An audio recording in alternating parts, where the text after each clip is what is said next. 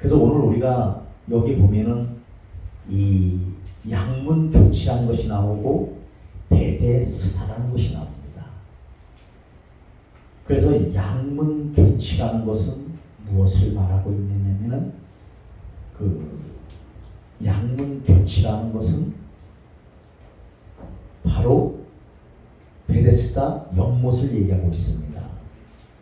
그러면 그것을 무엇을 말하고 있을까요? 그 양문은 예루살렘 북동쪽에 위치한 문으로서 바벨론에서 귀환한 유대인들이 예루살렘을 중건할 때 건축한 문이라는 것입니다. 그리고 희생 제물이 쓰여질 양들은 바로 이 양문을 통해서 어떻게 해요? 제물이 되어서 들어올 수 있다는 겁니다. 그래서 구약에서는 우리의 죄를 속하기 위해서는 어떻게 해요? 양을 잡아가지고 그 피를 바르고 태워서 드리는 제사를 드려야 되잖아요. 그게 바로 양문 교치라는 것입니다. 그 베데스다라는 뜻은 바로 뭐냐면 바로 그 양문 연못인데 그 뜻은 은혜의 집, 자비의 집이라는 것입니다. 베데스다, 자비의 집이라는 뜻을 갖고 있다는 것을 기억하시기를 바라겠습니다. 그래서 오늘 보면은 1절에 5장 1절에 보면 예루살렘 유대인의 명절이라고 나옵니다. 그러면 이때 명절인 유대인들은 유월절, 불임절 다 이렇게 절기가 있잖아요. 오순절, 칠칠절 이런 절기가 있는데 이때의 절기는 불임절이에요. 그 불임절이 무엇인가면 이스라엘 민족이 페르시아의 총리 하만이 꾀한 유대인의 멸절에서 벗어난 것을 기념하는 축제일이 바로 불임절이라는 것입니다. 그래서 우리가 에스더서에 보면은 그 하만이라는 사람이 총리가 되어 있습니다. 근데 그 총리라는 하만이 어떻게 합니까? 이스라엘을 멸절하려고 계획을 꾸밉니다. 그래서 50m 되는 장대를 만들어 다는 거예요. 거기다 누굴 달라고? 이 유다인 모르드게와 에스더를 달려고 하고 있습니다. 그런데 하나님께서 함께하여 주셔서 그 하만이 자기가 그 유대인들을 멸절시키려고 하는 그 장대를 하만이 달리는 이런 역사가 있었습니다. 이것을 유대인의 멸절에서 벗어난 것을 기념하는 축제가 바로 뭐요? 불임절이라는 것을 기억해 주시기를 바라겠습니다.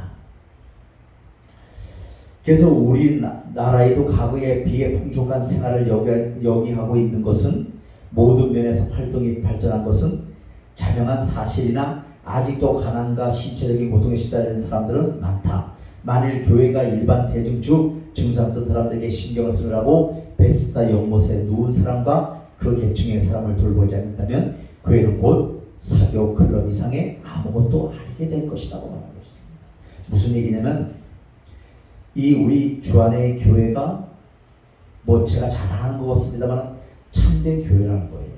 오늘 보니까 이 베데스다 연못에 들어가는 사람들은 혈기 마른 자, 다리 저는 자, 이런 연약한 자들이 들어간 것을 볼 수가 있어요.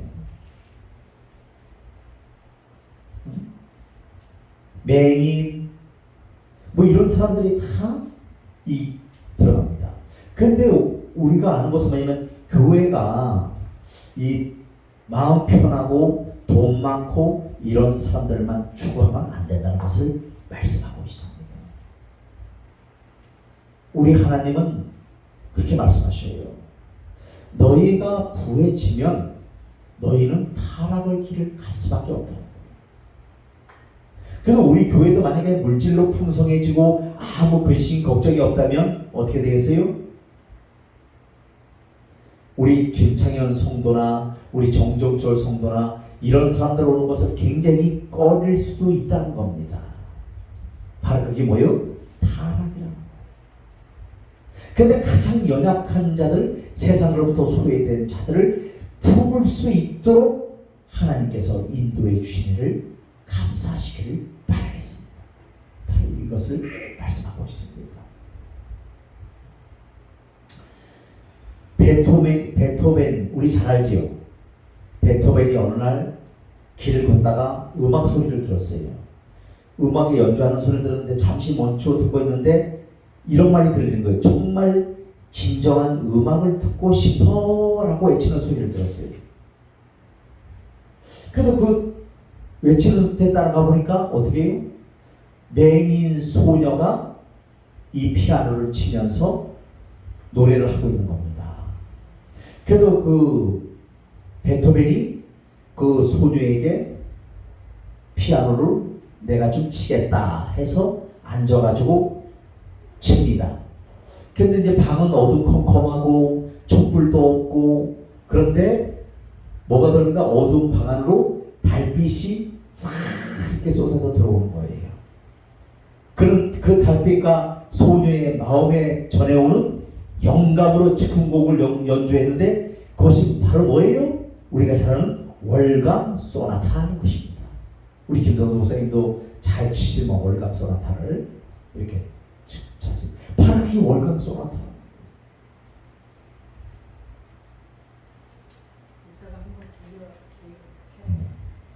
월감.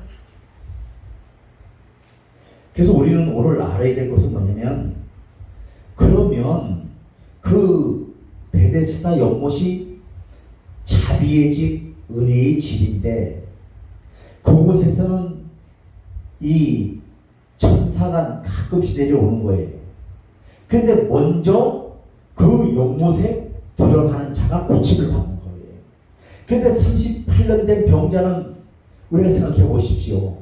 38년 동안 병이 됐으니까 그 연못에 들어갈 수 있는 기운이 있어요, 없어요? 없잖아요. 그러니까 자기가 들어가려고 몸부림치면 벌써 다른 사람이 퐁당 들어가서 고침받고 가는 거예요. 이게 얼마나 힘들겠어요. 그렇잖아요. 그런데 그곳에 자비의 집에 그 베데스다 연못에 누가 찾아오셨어요? 예수님이 찾아오셨습니다. 예수님이 무엇으로 오셨습니까? 어린 양으로 오셨다는 거예요.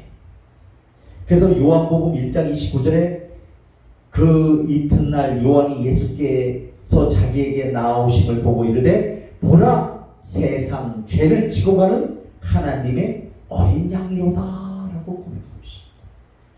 그 예수님께서 그 베데스다의 연못에 있는 38년 된 병자에게 찾아오셨다. 그게 무슨 말입니까? 우리 예수님은 우리의 그 인생들이, 우리 인간은 누구나 다 상처가 있잖아요. 아픔이 있잖아요. 고통이 있잖아요. 누구나 다 합니다. 대통령이라 해서 편한 것이 아닙니다. 여러분 더 머리가 아파요. 다 고통이 있고 아픔이 있고 상처가 다 우리 인생은 누구나 있습니다. 그 인생의 문제를 해결해 주실 분은 오직 누구라는 거예요? 예수 그리스도뿐이라는 것을 기억하시기를 바라겠습니다. 이것을 말씀하고 있는 거예요. 우리 인생 우리 마음대로 안 됩니다. 나는 이렇게 되기를 원하지만 저렇게 가고, 또 이렇게 살기를 원하지만 저렇게 꼬여가고 합니다. 그래서 하나님의 말씀은 우리에게 이렇게 말씀하고 있습니다. 우리의 인생은 수고와 슬픔뿐이라고 말씀하고 있습니다. 우리 인생은 고생하기 위해서 태어났다고 성경은 말씀하고 있습니다. 우리가 아닌 것 같지만 뭐 좋은 것이 뭐 있어요. 우리 아까도 얘기했지만 삼겹살 먹을 때나 조금 희희하잖아요. 좋다. 그러다가 또 다시 지나고 나면 또 우리 인생은 누구나 허망하다는 거예요. 허무하다는 거예요. 그 허무한 가운데 우리 주 예수 그리스도가 오시면 어떻게 해요? 그 허무한 마음이 떠나가고 하늘의 소망으로, 하늘의 기쁨으로 가득 찬다는 사실을 믿으시기를 바라겠습니다. 다른 거 갖고 안 채워져요. 세상의 돈도 마찬가지예요. 우리 그렇잖아요. 집을 처음 살 때는 너무너무 좋아. 근데 한 달 지나면 그 다음에 뭐가 보여요? 아유, 아파트를 갈 걸, 좀 더 넓은 평수로 갈 걸. 그것이 우리 인생의 추구하는 바라는 거예요. 안 채워집니다. 그런데 우리 하나님의 말씀과 그분의 은혜, 자기의 집에 베세스다에 오신 그 주님을 영접하는 순간 내 인생은 어떻게 해요? 기쁨으로 바꿔진다는 사실을 꼭 기억하시기를 바라겠습니다. 우리 38년 된 이 병자는 어떤 상태입니까? 버림받고 잊혀진 존재라는 거예요. 여러분 생각해 보십시오. 38년 동안 그 자리에 앉아가지고 고침도 못 받고 그냥 희망만 갖고 있는 거예요. 저 들어가야 된다는 소망만 갖고 있는 거예요. 근데 누가 누줄 사람이 있어야지. 다른 사람이 자기 병을 고치려고 먼저 퐁당퐁당 다 뛰어 들어가는데 어떡하겠습니까? 심지어 그는 부모와 형제들로부터 버림받고 잊혀졌다는 거예요. 우리 그렇잖아요. 38년 동안 병으로 있으니까 그 형제와 자매들이 좋아했어요? 긴 병에 효자 없다는 겁니다. 여러분 38년이면 거의 40년이에요. 40년. 생각해 보십시오. 어떻게 그걸 감당하겠어요? 그리고 그처럼 부모와 형제들로부터 버려진 그를 위해 관심을 가져주고 남보다 앞서 그를 물이 동할 때 연못에 넣어줄 사람은 아무도 없었다는 것입니다. 그리하여 결국 그는 그 자리에서 서서히 뭐하는 시대가 되어서 나이 먹고 가면서 죽어가는 신세가 되었다는 것입니다.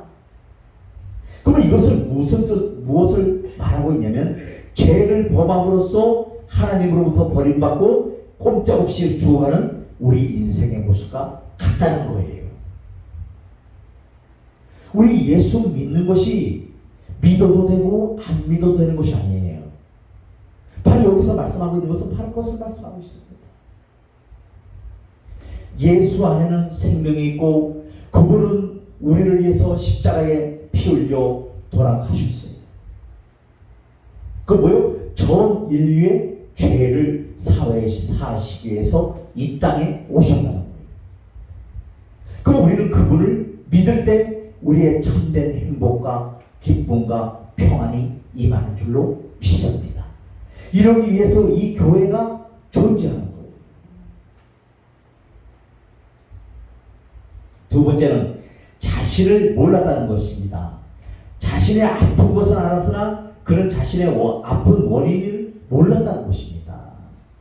그 원인은 바로 죄 때문이었다고 말씀하고 있습니다. 요한복음 5장 14절에 말씀하시기를 그 후에 예수께서 성전에서 그 사람을 만나 이르시되 보라 내가 나았으니 더 심한 것이 생기지 않게 다시는 죄를 범치 말라고 하셨다는 것입니다. 모든 현대인들이 많은 종류의 병을 앓고 있으면서도 고침받지 못하는 것은 이 38년 된 병자와 같이 원인을 모르기 때문입니다. 원인은 죄라는 거예요. 죄. 인간의 모든 사망과 고통의 원인은 죄에 있다는 거예요. 죄. 그래서 우리가 보십시오. 왜 죄에 있느냐? 그 하나님께서 우리에게 말씀하십니다. 너희가 평강을 얻기를 원하느냐? 남을 먼저 용서하라는 거예요. 우리 보십시오. 만약에 이게 다른 사람하고 갈등 관계가 형성되면 아주 목사는 치명타예요. 너무너무 힘들어. 그래서 우리 김창현 성도하고 갈등 관계가 형성되면 거기서는 큰 소리를 빡빡치고 마음대로 해 이러고 왔지만은 여기 오면은 어떻게 해요? 마음이 아려 아파. 왜? 목사기 때문에 하나님께서 이 마음에 막 다시 자칫하는 마음을 주십니다. 그러면 우리가 병이 오는 이유가 뭐냐? 마음의 평강이 없기 때문에 그래요. 남을 용서하고 이해하고 남을 어떻게 해야 돼요? 긍휼히 여기기만 하면 우리는 별로 그렇게 병들 일이 없습니다. 근데 남을 용서를 못해. 아우 저건 아닌데 저러면 안 되는데 판단은 잘해. 그런데 뭐를 못해? 용서를 못한다는 거예요. 그래서 오늘부터 우리 사랑하는 성도님들은 어떤 상황 가운데도 남을, 상대방을 용서할 수 있는 우리가 되어주시길 바라겠습니다. 용서하는 길이 내가 사는 길이에요. 용서하는 길이 내가 사는 길입니다. 꼭 기억하시기를 바라겠습니다. 그리고 이 38년 된 병자는 뭐냐면 예수님을 몰랐다는 거예요. 병자는 또한 자신이 병을 근원적으로 치료해 주실 의사가 바로 눈앞에 있음에도 그를 알아보지 못했다는 겁니다. 우리 주님은 의사가 되셔요. 왜? 우리를 지으시고 천지를 창조하신 분이기 때문에 우리의 마음을 너무 잘 아셔요. 우리가 어떤 병이 걸렸을 때 어떻게 치료해야 된다는 걸 알고 계십니다. 그래서 마태복음 9장 12절에 말씀하시기를 예수께서 들으시고 이르시되 건강한 자에게는 의사가 쓸데없고 병든 자에게라야 의사가 쓸 때가 있다는 거예요. 맞잖아요. 아프지 않은 사람에게 의사가 필요 없잖아요. 아파야 의사가 필요한 거예요. 마찬가지로 우리 주님께서는 현대인의 두 번째 문제는 바로 여기에 있다는 겁니다. 치유책이 없어서 문제가 아니라 있음에도 알아보지 못하는데 문제가 있는 것입니다. 오늘 이 38년 된 병자도 예수님을 예수로 알아보지 못했다는 거예요. 세 번째, 예수님이 질문하십니다. 내가 낫고자 하느냐? 우리 그 6절 하반절에 보니까 뭐라 그래요? 내가 낫고자 하느냐? 하고 질문하십니다. 예수님이 질문하시잖아요. 그 38년 된 병자에게 질문하시잖아요. 자신을 보고도 알아보지 못하고 말을 걸어올 줄도 모르는 38년 된 병자에게 예수께서는 먼저 말을 건네십니다. 그래서 여기서 우리는 먼저 말을 건네오시는 예수님을 발견할 수가 있습니다. 인간들은 예수를 보지도 말을 건네야 할 필요도 느끼지 못했지만 먼저 말을 건네시고 먼저 인간을 찾아오셨다는 거예요. 이와 같이 예수님의 사랑은 값싼 동정적인 사랑이 아니라 지극하고 무한한 사랑이라는 것을 기억하시기를 바라겠습니다. 그래서 네 번째로 보니까 예수님의 명령이 있습니다. 일어나라는 거예요. 그래서 오늘 보니까 8절에 보니까 뭐요? 예수께서 이르시되 일어나 내 자리를 들고 걸어가라는 거예요. 그 연못에 들어가라는 것이 아니라 내 자리를 일어나서 내 자리를 들고 걸어가라는 것입니다. 그게 뭔 말이에요? 범죄에 빠져들고 그 맛을 보면 그 자리에서 일어나서야 한다는 것을 알면서도 박차고 일어서지 못하는 것을 알 수가 있습니다. 그러나 그러할지라도 예수께서는 일어나야 한다고 말씀하시는 것입니다. 38년 된 병자와 같이 거기에 오래 앉아 있다는 것은 곧 죽음을 의미하기 때문이라. 일어나야 된다는 거예요. 우리 그렇잖아요. 참 이게 죄의 유혹은 달콤합니다. 그렇잖아요. 세상에서 죄의 유혹이 얼마나 달콤한지 몰라요. 어떤 분이 저에게 이런 말씀을 하셔요. 목사님, 이 교회도 이 다단계를 좀 하면 목사님 그 목회하시는데 걱정도 없고 돈도 벌고 목회도 잘할 수 있지 않겠습니까? 얼핏 들으면 맞는 말 같아요. 그런데 우리가 알아야 될 것은 뭐냐면 물질에 거기에 마음을 두기 시작하면 어떻게 해요? 거기에 빠져. 그때부터는 영혼이 보여요, 안 보여요? 보탬이 안 되니까 안 보이는 거예요. 그래서 안 된다는 것입니다. 그래서 제가 단칼에 거절했습니다. 아닙니다. 힘들어도 저는 하나님의 신의 은혜 따라 영혼을 사랑하면서 해나갈 예정입니다. 이렇게 정중하게 말씀을 드렸습니다. 또 두 번째는 내 자리를 들라는 것입니다. 내 자리를 들라는 것은 뭐냐면 과거를 청산하라는 거예요. 과거에 우리가 그 세상에 살 때 받은 상처, 아픔, 고통 다 잊어버리라는 거예요. 다 청산하라는 것입니다. 응? 그 과거와 안전한 단절이 없으면 우리는 언젠가 반드시 그 과거에 의해 다시 유혹을 받게 될 수밖에 없다는 것입니다. 저도 옛날에는 그 세상에 있을 때는 뭐 우리 김창현 성도보다도 더 많은 이렇게 꺾었어요. 다리먼 날마다 기회 있을 때마다 점심 때도 이렇게 식당에 가서 맛있는 것이 있으면 어떻게 해요? 주인한테 눈치채면 어떻게 해요? 클라스에다가 딱 반 병 따라가고 딱 갖다 놔야 돼 앞에. 그랬던 사람이죠. 그것을 청산해야 된다는 거예요. 청산하지 않으면 어떻게 되겠어요? 내가 결국에 죽는다는 것을 말씀하고 있어요.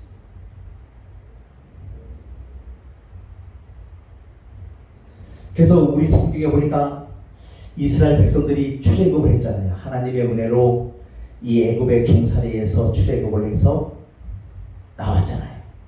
많은 폐물을 가지고 나왔는데 하나님께서 또 어떻게 인도하셔요? 앞에는 홍해바다, 뒤에는 또 애굽 군대가 또 따라와.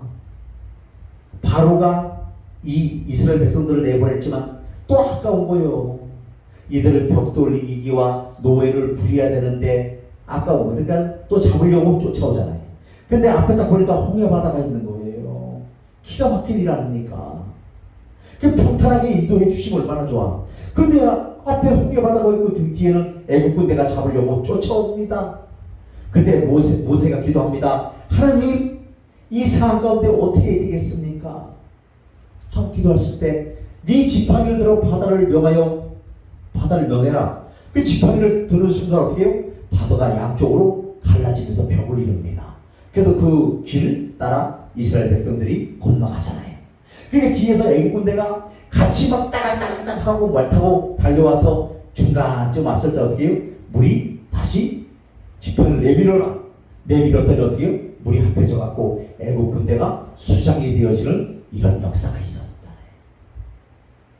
우리는 그 성경을 보면서 하나님의 그 이적을 보면서도 하나님의 역사를 믿지 못하는 이런 가오를 범하고 있다는 거예요.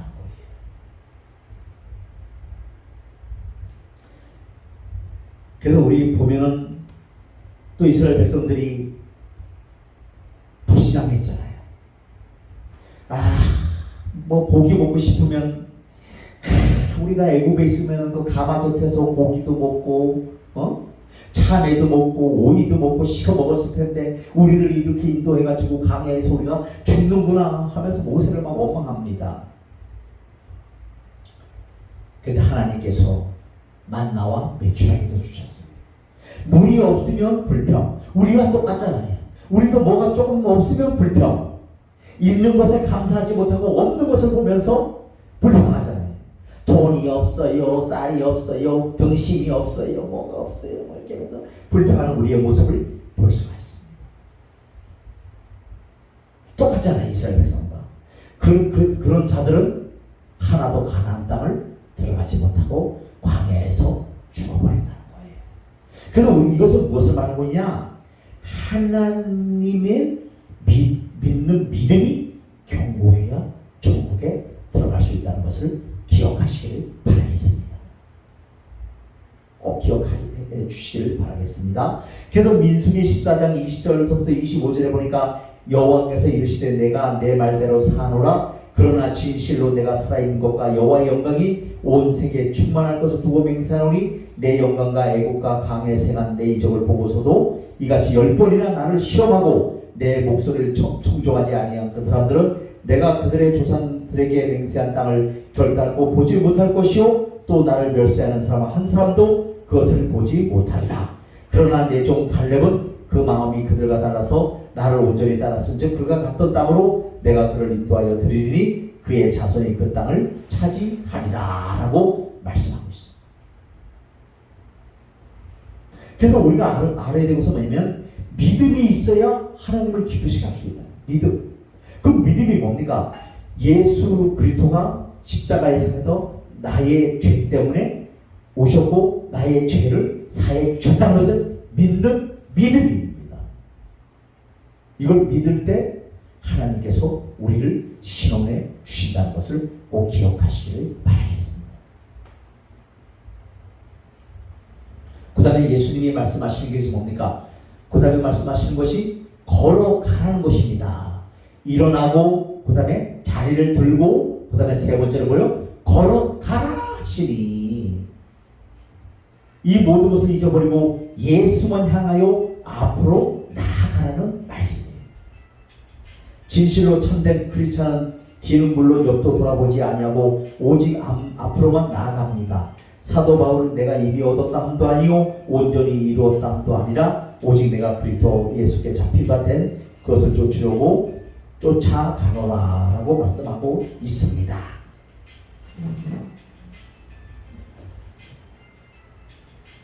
누구 전에? 누구 전화해? 아들하구나. 우리 유명하신 김창현 선생님 전화 오셨군요. 그래서 말씀을 정리하고 마치겠습니다. 오늘 말씀을 통해서 우리는 일어나야 됩니다.